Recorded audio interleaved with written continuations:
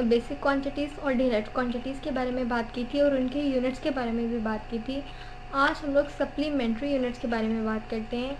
Supplementary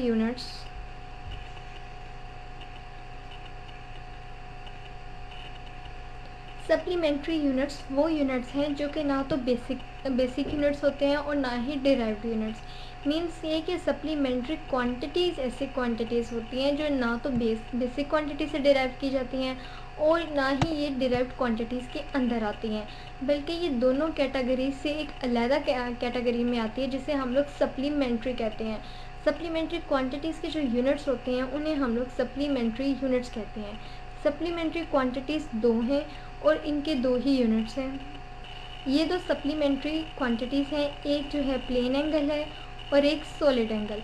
plane angle का जो unit है उसे हम लोग रेडियन बोलते हैं और इसे RAD से रिप्रेजेंट करते हैं, और जो सॉलिड एंगल होता है उसका जो यूनिट है वो स्टेरेडियन कहलाता है और स्टेरेडियन को हम लोग SR से रिप्रेजेंट करते हैं। अब हम ये देखते हैं कि ये रेडियन और ये स्टेरेडियन क्या है। रेडियन एक ऐसा प्लेन एंगल है जो उस वक्त फॉर्म होता है, ये एक प्लेन एंगल है, ये उस वक्त बनता है सर्कल के सेंटर पर जब कोई बॉडी इस तरीके से मूव करे कि वो अपना जो है डिस्प्लेसमेंट स्टार्ट करे सर्कल के ऊपर, और अपना डिस्प्लेसमेंट इस तरह से करे कि सर्कल के सरकमफेरेंस के ऊपर एक आर की फॉर्म में जो है वो अपना डिस्टेंस ट्रैवल करते हुए सर्कल के सेंटर पर एक एंगल बनाए। इस तरीके से अगर मैं इसे बनाऊं तो इस तरीके से इसे देखा जा सकता है कि जाहिर सी बात है कि वो बॉडी सर्कल के ऊपर ही मूव कर रही है। ये अगर एक सर्कल है तो इस सर्कल के ऊपर यहाँ से बॉडी ने अपना डिस्प्लेसमेंट स्टार्ट किया और यहाँ तक पहुँची, तो इसके ऊपर मूव करते हुए उसने जो सर्कल है सर्कल के सरकमफेरेंस पर एक आर्क के फॉर्म में डिस्टेंस जो है ट्रैवल किया और यहाँ पर एक एंगल बनाया है सेंटर पर। इस हिस्से की जो लेंथ होती है ये हमारे रेडियस R के बराबर होता है, यानी रेडियन एक ऐसा एंगल होता है जो सेंटर पर बनता है जब कोई भी बॉडी अपना डिस्प्लेसमेंट एक आर्क की फॉर्म में ट्रैवल करे और वो आर्क जो है वो दायरे के सरकमफेरेंस के ऊपर बने और उसकी जो लेंथ है, ये वाली जो लेंथ है वो उसके रेडियस R के इक्वल हो, तो इसे हम लोग रेडियन बोलते हैं। यानी कि जब भी कोई बॉडी सर्कल में ट्रैवल करेगी तो वो सेंटर पर कोई ना कोई एंगल बनाएगी और वो एंगल जो है रेडियन कहलाता है। एक जो रेडियन होता है वो इस तरह से ऑब्टेन किया जाता है कि एक सर्कल के अंदर हमारे पास 360 डिग्री एंगल्स होते हैं, और जब हम इसे 2 पाई पर डिवाइड करते हैं तो हमारे पास आंसर 57.3 डिग्री आ जाता है। तो इसका मतलब है कि जो एक रेडियन है वो 57.3 डिग्री के इक्वल होता है। इसी तरह जो स्टेरेडियन है, स्टेरेडियन जो है एक सॉलिड एंगल है, ये सॉलिड एंगल का यूनिट है। ये उस वक्त फॉर्म होता है जब कोई, ये भी सर्कल के ऊपर, ये मीन्स कि एक सॉलिड स्फीयर है आपके पास और उसके ऊपर इस तरह से कोई बॉडी मूव कर रही है, यानी कि 3 डायमेंशन में। जैसे कि इसे अगर इस तरह से बनाया जाए, इस तरीके से कोई बॉडी इसके ऊपर रोटेट करे इस तरह से कि उसका जो ये सरफेस एरिया वो R² हो, यानी कि उसका जो सरफेस एरिया है वो दायरे का जो रेडियस होता है उसके स्क्वायर के इक्वल हो। ये काम करते हुए इस तरह से अगर वो प्रोसीड कर रहा है और सेंटर पर कोई एंगल बना रहा है तो उस वक्त जो एंगल होगा उसे हम लोग स्टेरेडियन बोलते हैं। एक जो स्फीयर होता है, एक स्फीयर के अंदर 4 पाई स्टेरेडियन होते हैं, 4 पाई स्टेरेडियन जो कि बराबर होते हैं 12.57 रेडियन के। यानी कि अगर कोई भी बॉडी, अगर इसे आप 3 डायमेंशन में देखें, या तो मैंने 2 डायमेंशन में बनाना है, जब आप इसे 3 डायमेंशन में देखेंगे तो ये आपको जस्ट लाइक कौन नज़र आएगी एक स्फीयर के ऊपर मूव करते हुए। और इस सिचुएशन में इसका जो ये सरफेस एरिया है ये इस तरह से दायरे के ऊपर मूव कर रही है कि दायरे के सेंटर के साथ एंगल भी बना रही है, और इसका जो सरफेस एरिया है वो R² होता है। मीन्स के सरफेस एरिया R² होने का मतलब ये है कि इस साइड की भी जो लेंथ है वो दायरे का रेडियस है वो R है और ये वाली साइड भी R है। मीन्स के R² जो है उसका सरफेस एरिया हो जाता है। तो जो स्टेरेडियन और रेडियन है, इसमें बेसिकली फ़र्क ये आता है कि रेडियन में जो लेंथ होती है वो आर, सिर्फ एक आर रेडियस के इक्वल होती है, जबकि स्टेरेडियन में जो सॉलिड एंगल बनता है स्फेयर के ऊपर, वो उसका जो सरफेस एरिया है वो आर स्केयर होता है। मींस कि वो दायरे के जो रेडियस है उसके स्केयर के इक्वल होता है, यानी कि उसका सरफेस एरिया आर स्केयर हो जाता है, जबकि रेडियन में सिर्फ उसकी लेंथ आर के इक्वल आती है, आर स्केयर के इक्वल नहीं आती। इसके अलावा फिज़िक्स में एक इम्पॉर्टेंट टर्म है जिसे हम लोग डायमेंशंस कहते हैं।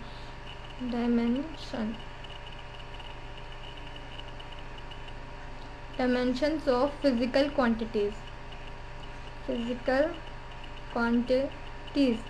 डायमेंशन का मतलब ये है कि फ़िज़िक्स में एक ऐसी इस्तिलाह, एक ऐसी टर्म जिसकी बेस पे हम तमाम फिज़िकल क्वांटिटीज़ को इस स्क्वायर सिंबल के अंदर कैपिटल लेटर्स में लिखते हैं, और किसी भी फिज़िकल क्वांटिटी के यूनिट को कैपिटल लेटर में इस स्क्वायर के अंदर लिख के रिप्रेजेंट करने का तरीका जो है वो डायमेंशन कहलाता है। जैसे कि स्पीड, फॉर एग्ज़ाम्पल आपके पास स्पीड है, स्पीड का जो यूनिट है वो मीटर पर सेकेंड है। अब जो मीटर है वो लेंथ को रिप्रेजेंट करता है, तो लेंथ के लिए कैपिटल एल, और जो एस है वो टाइम को रिप्रेजेंट करता है, तो टाइम के लिए कैपिटल टी।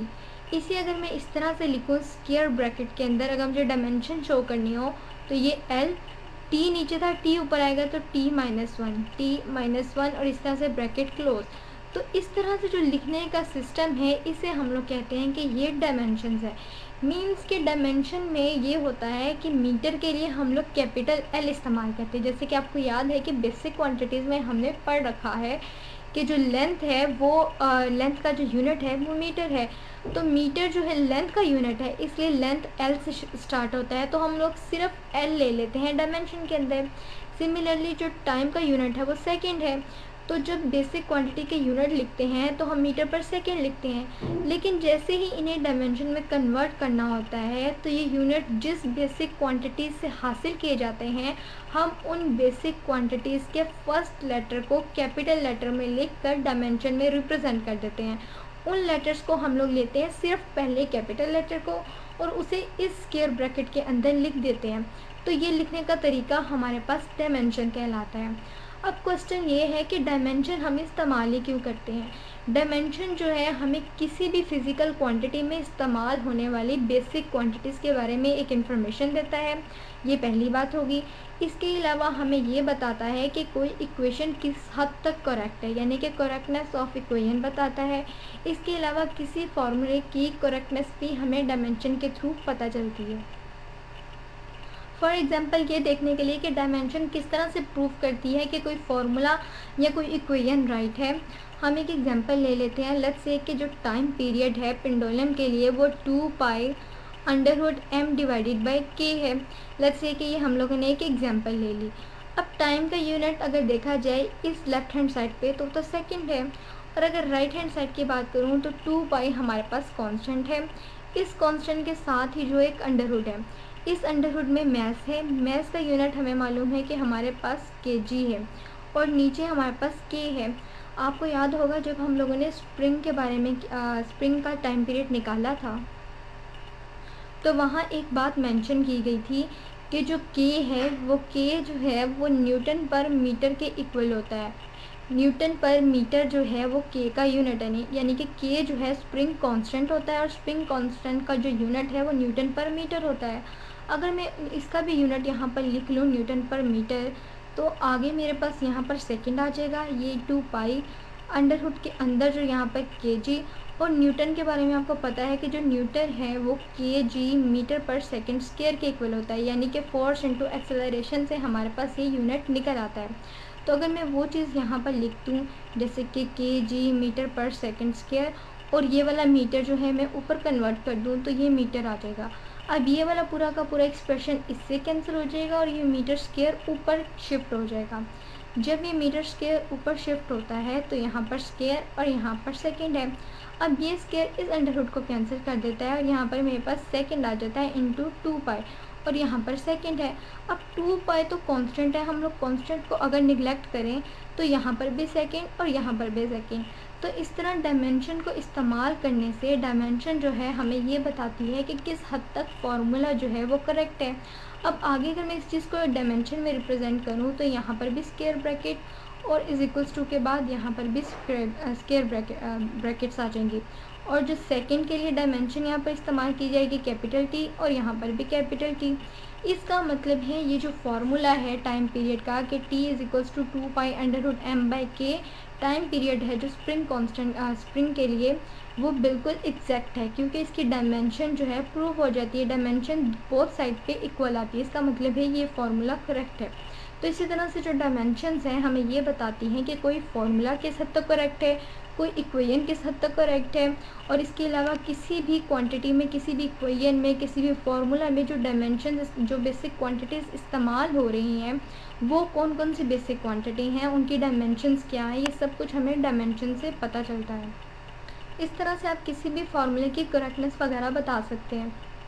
अब जैसे कि अगर आपके पास वेलोसिटी हो, या अगर आपके पास वेलोसिटी है तो वेलोसिटी के जो यूनिट्स होते हैं वो मीटर पर सेकंड है।